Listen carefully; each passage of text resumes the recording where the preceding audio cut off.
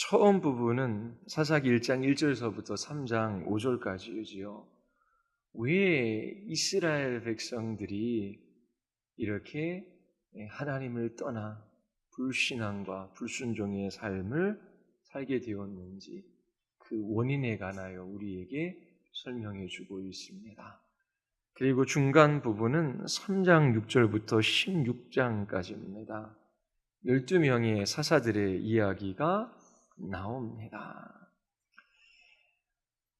운니엘은 흠이 없는 사사였습니다. 에훗은 그 시대에 소외당한 사람입니다. 왼손잡이였었지요. 그리고 드보라는 남성 중심의 사회에서 여성 지도자였습니다. 이 또한 소수를 가리킵니다. 기드온은 그렇게 믿음이 있었던 사람은 아닙니다. 겁쟁이 중에 겁쟁이였습니다. 입다는 기생의 아들이었지요. 조폭 두목 출신이었습니다. 삼손은 나시린이었지만 자신의 정욕을 따라 살아갔던 사람이었어요. 두 눈이 있을 때에 여호와를 바라보지 못했습니다. 오히려 눈이 뽑힌 후에 그가 하나님을 바라볼 수 있었고 그 마지막 사명을 따라 그는 죽었습니다. 이처럼 본문에 나오는 대표적으로 6명의 대사사들은 형편없는 사람들이었어요. 그렇게 괜찮은 사람들이 아니었습니다. 왜 하나님께서 이렇게 보잘것없는 사람들을 들어서 이스라엘의 사사로 쓰셨을까요? 이스라엘 백성들이 하나님께서 약속하신 가나안 땅에 들어갔습니다. 축복의 땅입니다. 젖과 꿀이 흐르는 땅이에요. 그런데 이 땅에 들어가서 하나님이 주신 복을 누리는 것이 아니라 오히려 종살이를 합니다. 다시금 애굽에서 살던 삶으로 돌아갔어요. 왜 약속의 땅에 들어갔지만, 왜 축복의 땅에 살아가지만 이처럼 종노릇하며 비참한 삶을 살아갈까요? 하나님이 힘이 없어서가 아니지요. 그들이 하나님의 말씀을 떠나 불순종하는 삶을 살았기 때문입니다. 하나님께서 이처럼 좀 부족하고 연약한 사람들을 사사로 들어 쓰신 이유는 그들로 하여금 약속의 땅에서 이기게 하시고 그리고 주신 자유와 이 승리를 누리게 하시는 분은 그들 자신이 아니라 하나님이시다라고 하는 것을 나타내 보여주기 위함이지요. 이스라엘 자손이 능력이 있어서 그들이 다른 민족보다 뛰어나서 이 가나안 땅을 차지할 수 있었던 것은 아니었습니다. 하나님께서 이스라엘의 편 되어 주셨어요. 그들과 함께 거해 주셨어요.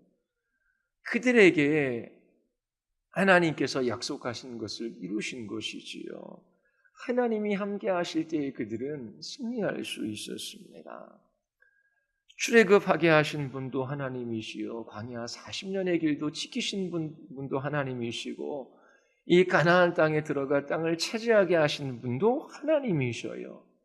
그들에게 승리를 가져다 주시는 분은 하나님이시지 그들 자신의 실력이 아닙니다.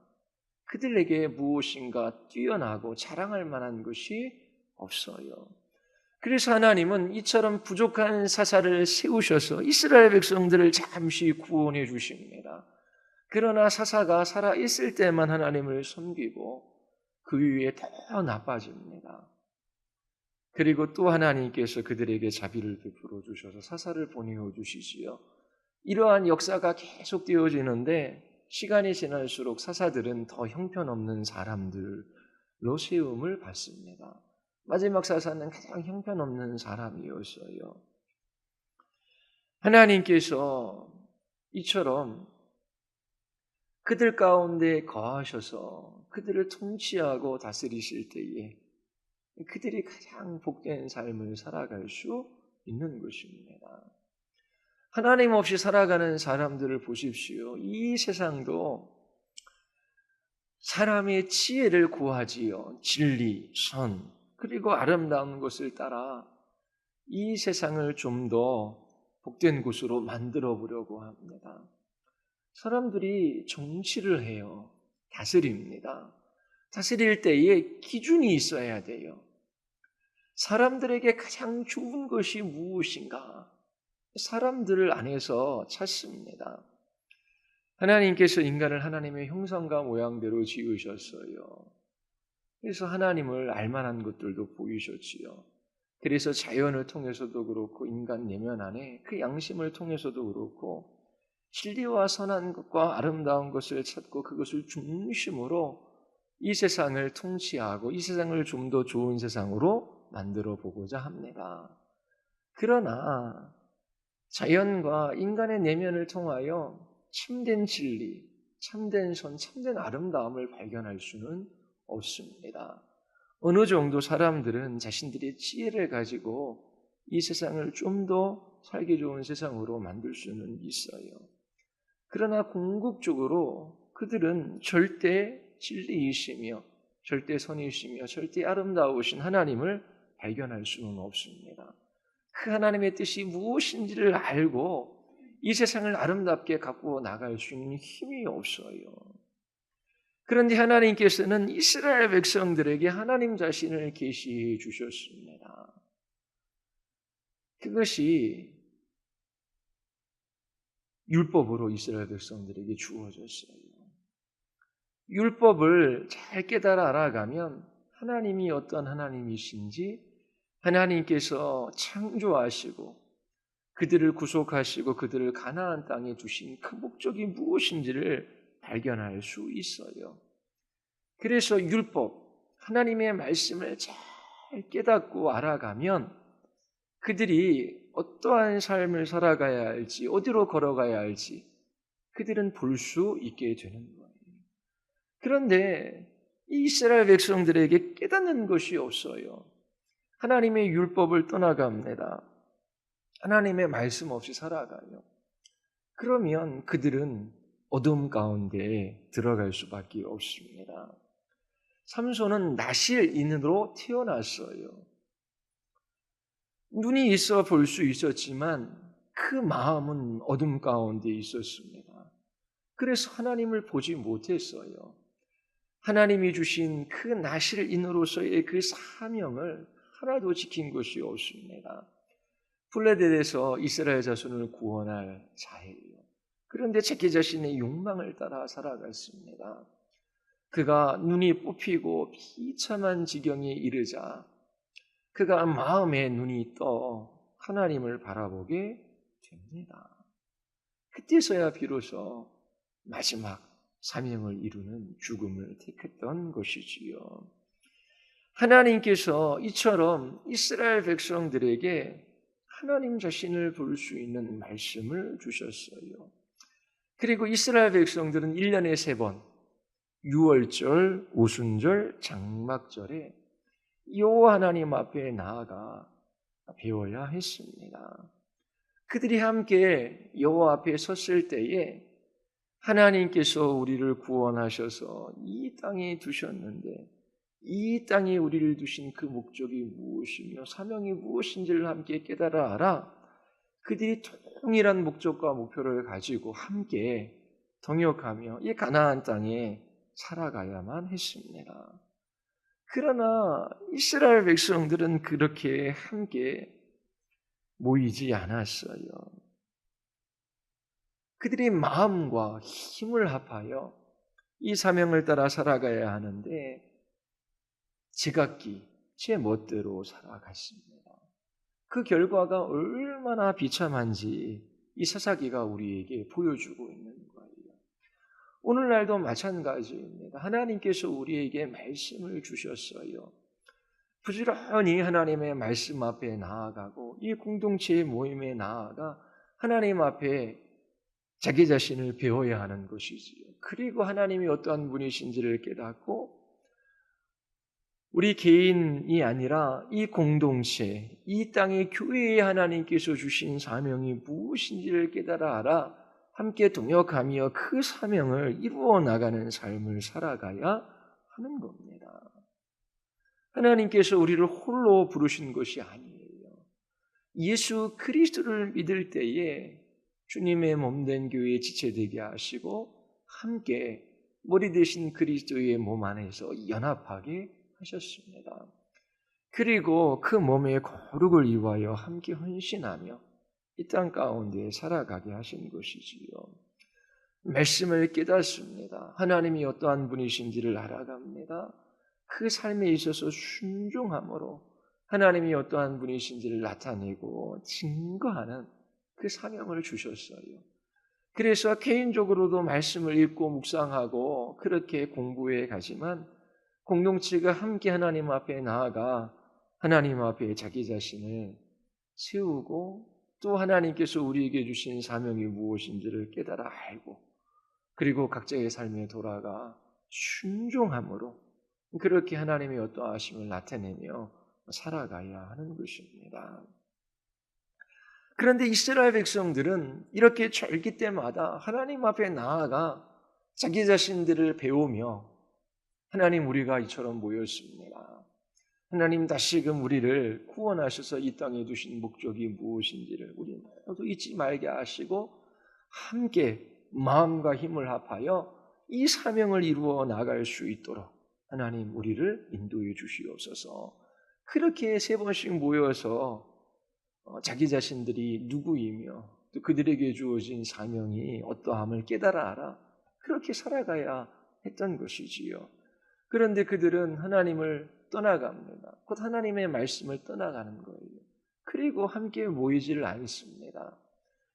아주 비참한 모습들이 나타나게 되는데 한 가정 안에 그리고 한 지파 안에 그리고 지파와 지파들 사이에 얼마나 비참한 모습들이 나타나는지 우리에게 보여주고 있어요. 이 17장은 미가의 집안에 관해서 우리에게 보여주고 있습니다. 사사기 마지막 부분이 17장서부터 21장까지예요. 17장과 18장은 종교적 부패상을 보여주고요. 19장서부터 21장은 도덕적 부패상을 우리에게 보여줍니다. 이스라엘 백성이 얼마나 심각하게 부패되어져 있고 하나님을 떠나간 상태에 있는지 우리에게 보여줍니다. 오늘날 교회도 이와 동일할 수 있다라고 하는 거예요. 동일한 모습들이 교회에 똑같이 나타나고 있습니다. 이 부분은 사사기의 마지막 부분이지만 사사기 끝에 일어난 일은 아니에요. 사사시대 초기를 배경으로 하고 있습니다. 단 지파가 원래 받은 땅이 있어요. 그런데 그 땅을 점령하지 못해 새로운 땅을 찾아가는 장면이 18장에 나옵니다. 그런데 이것이 여호수아 19장에도 기록되어져 있어요. 그래서 17장과 18장 이것은 사사기 말기에 일어난 것이 아니라 그 초기에 일어난 사건임을 우리가 알 수 있습니다. 자, 17장을 한번 보십시오. 이스라엘이 어느 정도 부패했는지 우리에게 보여주고 있습니다. 미가의 집 이야기와 또 베들레헴 지파에 속한 한 레위인 이야기가 나옵니다. 그들은 여호와의 이름을 불러요. 하나님을 섬긴다라고 해요. 그렇지만 그들은 하나님과 상관없는 자기 자신을 위한 종교적인 삶을 살아갈 뿐입니다. 17장 1절을 한번 보십시오. 우리 같이 한번 읽어볼까요? 우리 17장 1절서부터 3절까지 한번 읽어보겠습니다. 다 같이 에브라임 산지에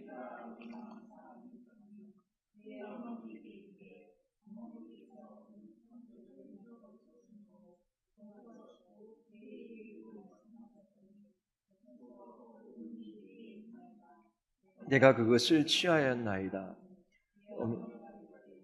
네 아들이 여호와께 복받기를 원하노라 하니라.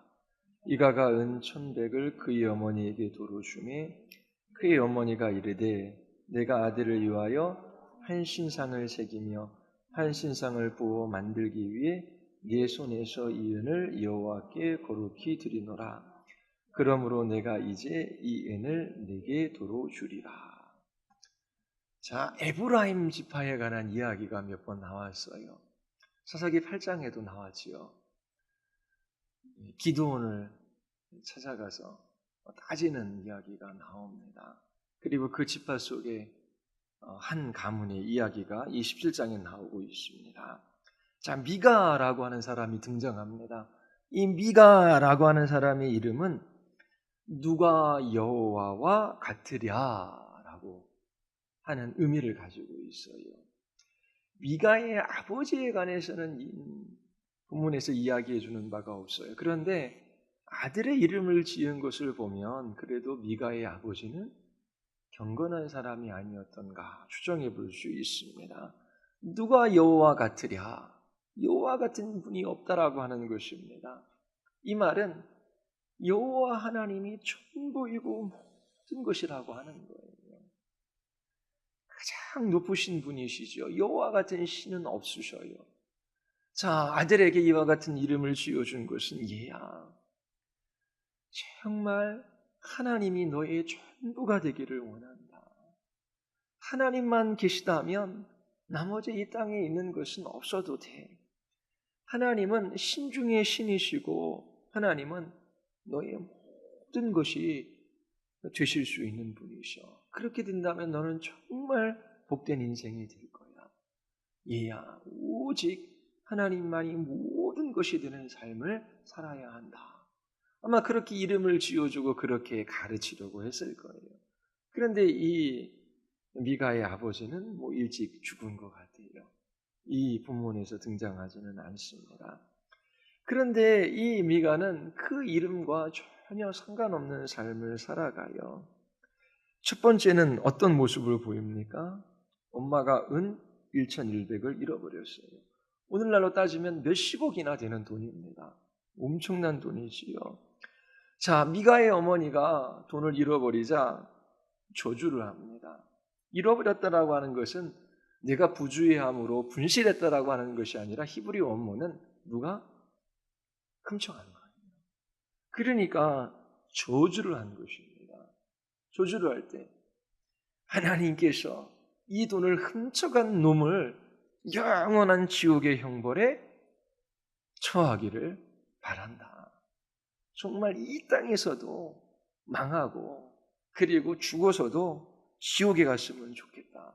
그러면서 그 돈을 훔쳐간 사람이 누구인지는 모르지만 저주를 퍼부었던 것 같습니다. 자, 이 미가는 나이가 어린 사람은 아니에요. 뒤에 보면은 아들을 제사장으로 삼거든요. 그러니까 아들이 어느 정도 나이가 됐다면 이 미가도 청소년은 아니었겠지요. 장성한 사람이었던 건 분명해요. 그런데 그 몇십억이나 되는 돈을 어머니로부터 몰래 훔쳐간 것입니다. 그런데 이러한 저주의 소리를 이 아들이 들었던 모양이에요. 그래서 2절에 보면 내 귀에도 말씀하셨더니 보소서 그 은이 내게 있나이다. 이게 뭐예요? 아들에게도 이 돈을 훔쳐간 놈은 이 땅에서도 하나님께 벌을 받고 그리고 영원히 저주받아 지옥으로 떨어질 거야. 하나님께서 그렇게 해주시기를 나는 날마다 빌 거야. 아마 그렇게 저주의 이야기를 들은 모양이에요. 그런데 이 미가가 겁이 났던 모양이지요. 어머니에게 그 은이 내게 있나이다. 내가 그것을 가지고 갔나이다. 근데 그 어머니 이야기가 놀라워요. 뭐라고 이야기합니까?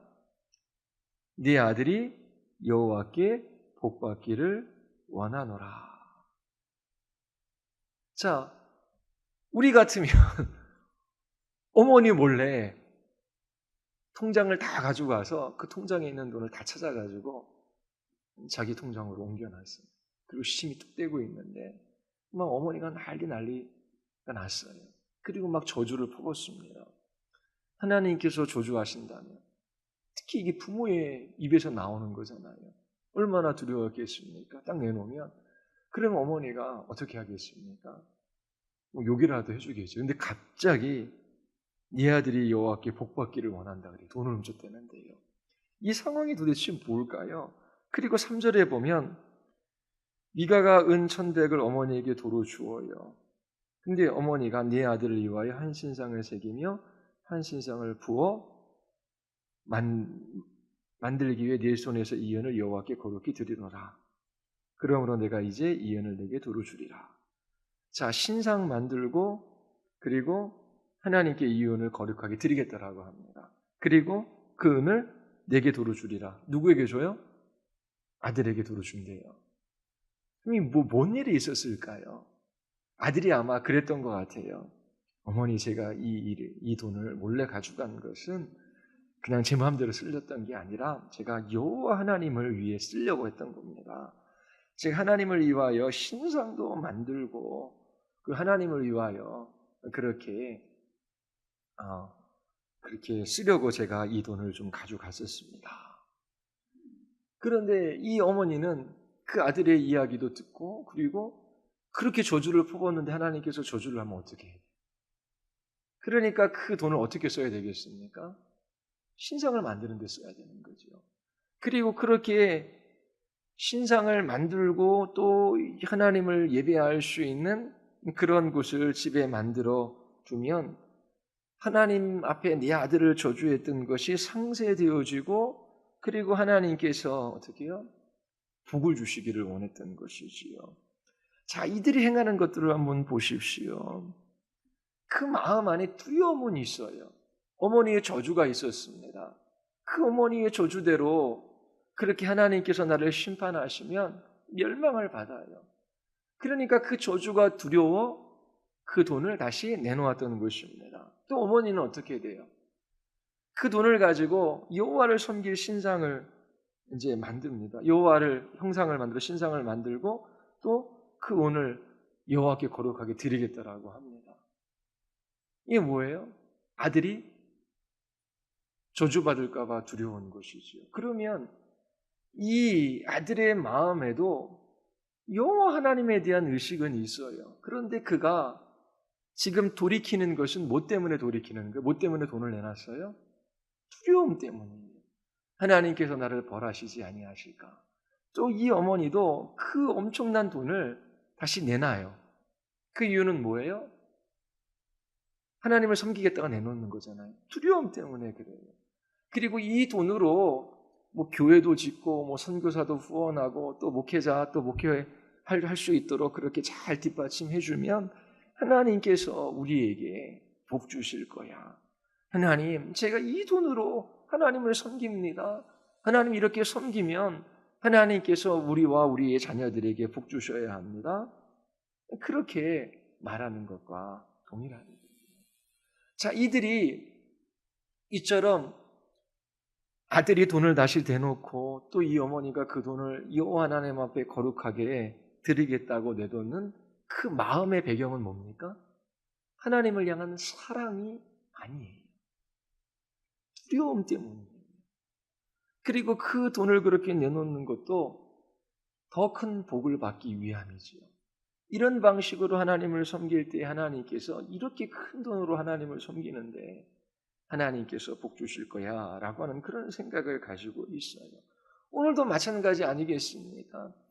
하나님 자신이 모든 것이 되고 그리고 그 하나님의 사랑에 감동하고 감격한 성도가 돈의 액수가 얼마이든지 그리고 그 섬김이 어떠한 방식이든지 하나님께서 나 같은 인생을 기억하시고 그 아들 예수 그리스도를 내어주셨습니다. 그리고 나에게 말씀하여 주시고 이 땅에서 나의 왕이신 그 하나님의 말씀을 따라 사명을 이루는 거룩한 주의 백성의 삶을 살아가게 하셨습니다. 하나님 이처럼 나에게 구원의 은혜를 베풀어 주시고 그 사랑으로 나를 붙들어 주시는 하나님께 나의 사명을 따라 하나님 이렇게 물질을 하나님 이러한 섬김을 이러한 헌신을 하나님 이렇게 하나님 앞에 살아갑니다. 그것이 대가가 그렇게 보장되어져 있는 그런 섬김 형태가 아니에요. 하나님 저에게 아무것 하나 해주시지 않아도 돼요. 이미 하나님께서는 저에게 충분히 필요한 모든 것을 주셨어요. 하나님 자신을 주시고 그 아들 예수 그리스도를 나에게 주신 것, 이 세상 그 어떠한 보물보다 귀한 것입니다. 하나님 저에게는 더 안 주셔도 돼요. 이제 하나님 저에게 건강이 조금 있습니다. 물질이 조금 있습니다. 시간이 조금 있습니다. 하나님을 섬길 삶의 인생의 날들이 이렇게 며칠이나 몇 년이나 될 줄 모르지만 저에게는 이런 인생의 날들이 있습니다. 하나님 연약하고 부족하고 또 얼마 되지 않은 것들이지만 하나님을 섬길 수 있는 기회, 그리고 하나님의 뜻을 따라 살아갈 수 있는 기회, 주님께서 주신 그 사명을 따라 하루라도 살아갈 수 있는 이 은혜를 허락해 주심을 감사드립니다. 하나님, 제가 살아있는 동안 주님이 주신 그 은혜와 사랑을 따라 이 사명을 이루는 삶을 살아가기를 원합니다. 그러면서 물질로도 섬기고 시간으로도 섬기고 자기 자신의 힘으로도 삶의 기회로도 그렇게 하나님의 사랑이 동기가 되어 그렇게 해야 나가는 것이 그게 구원받은 하나님의 백성의 삶이잖아요.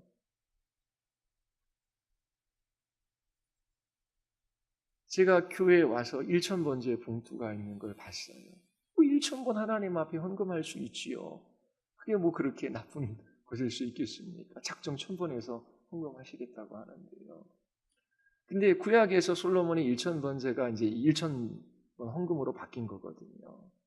그리고 대부분의 교회에서는 이렇게 하나님 앞에 1,000번 했을 때에 그걸 채울 때 하나님께서 복 주실 것이다 라고 하는 그런 것이 함께 이게 묶여져서 설교하거나 그렇게 헌금을 강요하는 일들이 많아요. 1,000번도 좋고 100번도 좋고 10번도 좋아요. 그리고 11조도 좋고 10의 2, 10의 3조도 좋아요. 그 중요한 것은 1,000원이 됐던 100만 원이 됐던 1,000만 원이 됐던 그 마음의 동기가 무엇이냐라고 하는 것입니다. 하나님의 사랑이 나로 하여금 강건하게 하느냐라고 하는 거예요. 하나님을 향한 두려움이 아니라, 그리고 무엇인가 내가 하나님께 드림으로 인해서 그 죄가 상쇄되어지고 그 죄가 좀 작아지고 대신 내가 이렇게 잘한 거 하나님께서 좀 크게 보셔서 물질의 복도 건강의 복도 이 세상에서 자녀의 복도 주십시오라고 하는 것이 이게 동기냐라고 하는 거예요.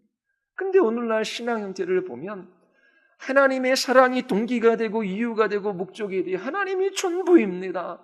그런데 하나님이 나에게 먹을 것, 입을 것, 쓸 것, 시간, 직장, 하나님 나에게 이 젊음, 아니면 하나님 살아갈 이 인생의 날 주셨습니다. 하나님이 주신 것을 가지고 하나님 작은 것이지만 제가 주의 뜻대로 살아가기를 원합니다. 그러면서 주의 말씀을 듣고 그 말씀에 순종하며 주님의 뜻이 이루어지기를 그렇게 하나님 앞에 한 걸음 한 걸음 순종하며 살아가야 할 이스라엘 자손들이에요.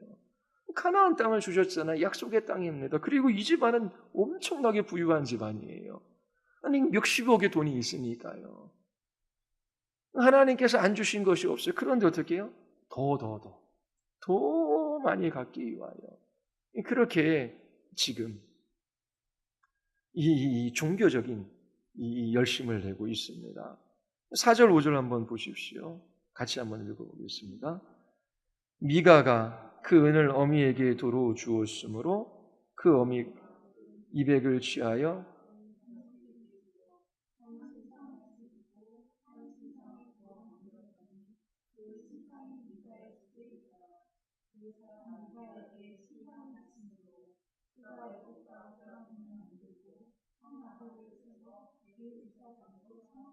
예. 이 미가가 자기 집에 신당을 세웁니다. 오늘날에는 돈이 많아요. 뭐 기업을 한다든지 아니면 뭐 몇십억 몇백억 제작가예요. 그래서 자, 하나님을 예배할 예배당을 만들자. 그러면서 몇십억 내서 돈 많은 사람이야. 그 몇십억 뭐 그렇게 많은 것도 아니더라고요. 뭐 명성교회 뭐 800억 비자금 그래서 뭐에 나왔다? PD수첩인가요? 그래서 2014년에 한 장관 자살한 적도 있었는데요. 그러더라고요. 그 예전에 들어보면 뭐 생일 때든지 아니면 뭐 목사님 외국에 나갈 때든지 돈 있는 분들이 있으니까 뭐 몇천 뭐 아니면 몇 억씩 그렇게 목사님 쓰시라고 주님의 일에 쓰시라고. 교회에서도 또 뭐 이렇게 어느 때 그렇게 이렇게 드렸다 그러더라고요. 그리고 보면 예전에도 보면은 돈 있는 사람들은 그리고 뭐 이렇게 부동산 하시는 분들도 뭐 집 뭐 몇십 채 가지고 막 또 짓고 뭐 팔고 그러면 뭐 몇십억을 금방 벌거든요. 그러다 금방 또 까먹기도 해요. 그렇게 몇십억씩 벌면은 뭐 몇 억씩 교회 헌금하고 그리고 목사님 뭐 해외 나가실 때 아니면 이런 일 하시는데 5천만 원 1억씩 예전에도 제가 봤거든요. 뭐 5천만 원씩 뭐 이렇게 가시 이렇게 해서 뭐 한 건 하고 하면은 톡톡톡 하는 거는 너무나 쉬운 일이에요. 그런 분들들 교회에 많아요. 그렇게 돈 있으니까 교회도 짓고 뭐도 하고 뭐도 해요. 그건 미가가 지금 그렇게 한 겁니다. 근데 이때에는 하나님께서 하나님 자신의 임재를 허락하시는 성막이 실로에 있었어요. 그런데 개인 신당을 차려놓은 것입니다. 그리고 에봇에는 우린과 둠빔이 있잖아요. 그런데 하나님의 뜻을 이제 찾는 데 있어서 하나님께서 그 뜻을 알려주시는 데 사용되어 준 거거든요. 또 드라빔은 뭐 이 작은 신상인데 이것도 이제 이스라엘 각 가정에 퍼져 있었던 모양입니다. 그리고 제사장을 임명하는데 누구를 임명해요? 아들을 임명하는 것입니다. 하나님, 제 아들 하나님께 드립니다. 하나님께 바쳤으니까 하나님 복 주셔야 하지 않습니까? 그렇게 나가겠지요. 근데 레위 지파에서만 제사장이 나와야 되잖아요. 그것도 아론의 자손 중 하나만 합니다. 자기 아들을 제사장으로 임명한 거예요.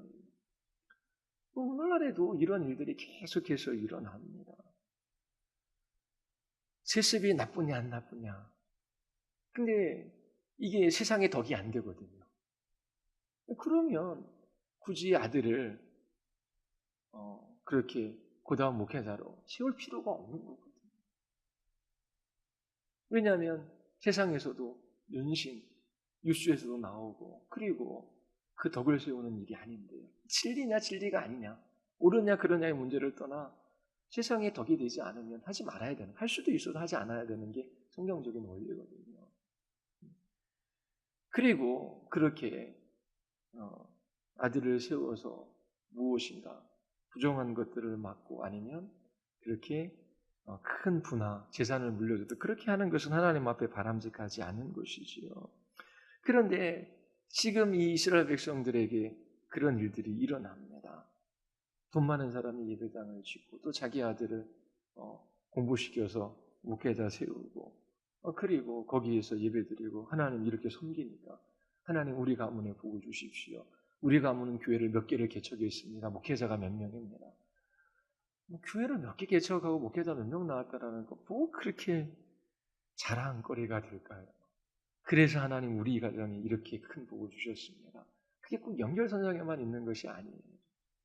뒤에 보면 이제 나중에 이 미가 집안의 레위인이 제사장으로 쓰잖아요. 근데 그가 모세의 후손으로 나타나잖아요. 그러니까 이렇게 믿음의 가정에서도 이렇게 엉뚱한 사람들이 나타날 수 있는 거거든요. 그러니까 지금 이때 일어난 것, 그게 오늘날에도 동일하게 일어나고 있는 것입니다. 그 이유가 뭔지 6절에서 이야기해요. 17장 6절 같이 한번 읽어볼까요? 다 같이 시작. 그때에는 이스라엘의 왕이 없으므로 사람마다 자기의 소견에 옳은 대로 행하였더라. 자, 이스라엘의 왕이 누구입니까? 하나님이지요. 우리의 왕은 예수 그리스도예요. 그 마음속에 예수 그리스도를 항상 중심에 모셔드리고 그분의 말씀을 듣고 깨닫기를 원하고 그분의 통치와 다스림을 받으며 그렇게 순종하며 그 길을 걸어가는 삶이 가장 복된 삶이에요. 그런데 어떻게 해요? 마음이 어두워지니까 눈을 들어 그리스도를 바라보지 못하는 거예요. 그런데 모든 종교적인 일은 다 합니다. 제가 여호와를 위하여 예배당을 지었습니다. 여호와를 위하여 목회자를 후원하고 또 이렇게 제 아들까지도 목회자로 만들었습니다.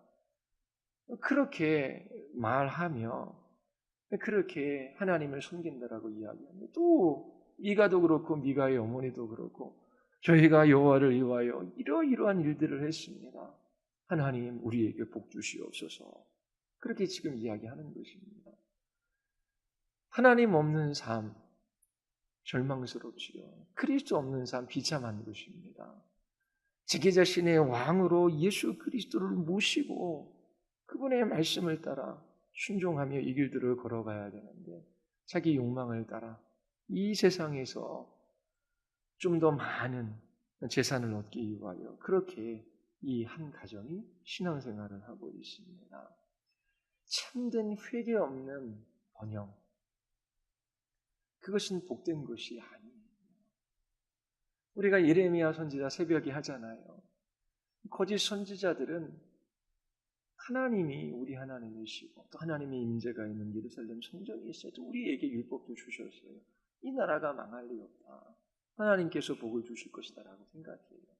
어떻게 해요? 회개 없는 번영에 대한 낙관이지요. 우리도 마찬가지예요. 하나님, 이것을 주십시오. 필요하면 구하십시오. 우리 일상에 필요한 것, 그리고 자녀들의 건강, 진로, 다 직장을 위해서 기도하십시오. 그런데 회개 없는 번영, 회개 없는 기도입니다. 하나님께서 들어주실 수도 있어요. 자, 여기도 산당 짓고 다 레위인 데려다가 제장 삼았어요. 나중에는 단지파에 다 빼앗기지요. 이런 일들이 이제 일어나는 것입니다. 그리고 이 단지파도 자기네들이 원하는 땅을 얻어요. 나중에 뒤에 보면은 이 제사장 된 레위인에게 5명의 정탐꾼이 자, 우리가 이와 같은 상황 속에서 이제 갈라 그러는데 우리 앞길이 어떻게 했냐? 축복을 빌어줘요. 다 잘 될 거라 그래요. 그래서 그들이 원하는 땅을 얻어요. 그런데 원하는 땅도 얻었고 그리고 잘 되었지만 결국 하나님이 주시는 복은 아니었습니다. 결국은 망하게 되는 거거든요.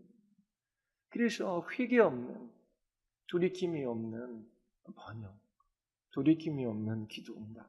그것은 좋은 것이 아닙니다. 이와 같이 역사 가운데 반복적인 이러한 모습들이 나타나요.